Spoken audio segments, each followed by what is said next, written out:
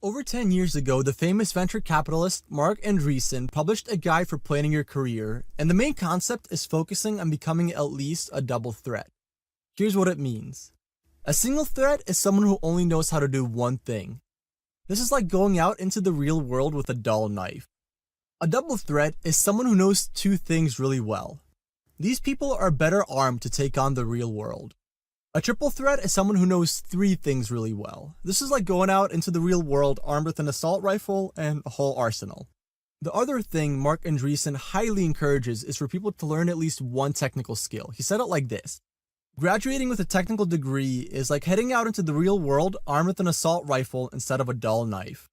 Don't miss that opportunity because of some fuzzy, romanticized view of liberal arts broadening your horizons. The funny thing is, my own college degree is a liberal arts subject, political science.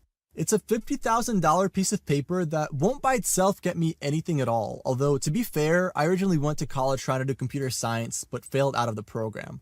However, there's a glint of hope for people without any technical skills. The acquisition of new skills nowadays is incredibly easy. You can pick up all of these skills if you deliberately practice within only a year or two. You also don't have to be the best in the world at every skill. You just have to be pretty good. I've been able to charge higher rates and create more stuff than many other copywriters because I'm a triple threat in the copywriting industry. Let me demonstrate. Single threat Neville can only type words. Double threat Neville can type words and make images. Triple threat Neville can type words and make images and make videos. Because I know three different skills relatively well, I can take on more projects than other copywriters, convey information through more mediums than other copywriters, and just in general be able to do things someone who can only type words couldn't do. Maybe sit down tonight with a pen and paper and decide on how you're going to make yourself at least a double threat by the end of this year. Here's a quick story how John became a double threat with very little effort. I had a friend in college named John who got an internship at AMD, which is the big computer chip company. As an inexperienced business student about to start working with a tech company, John felt inadequate about his computer skills, so he picked up an Excel for Dummies book.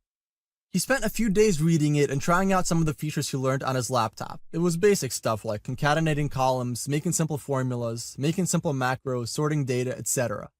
Within 1 week, John was known around the office as that guy who is really good at Excel. Everyone from his manager to the VP of the division were constantly asking him to help with Excel.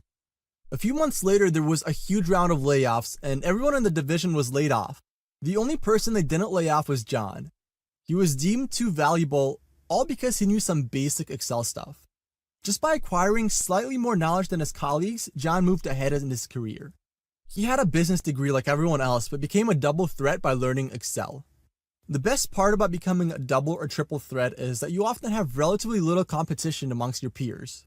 Most people will do the bare minimum to get by, so anyone who puts forth a little bit of extra effort can easily get ahead. So even if you have a college degree or even if you have a successful career, learning a new skill is never a bad thing. It keeps your brain occupied, it gives you a sense of accomplishment, and then a year after all your hard work is put in, someone can say, "You're so lucky you know how to blank."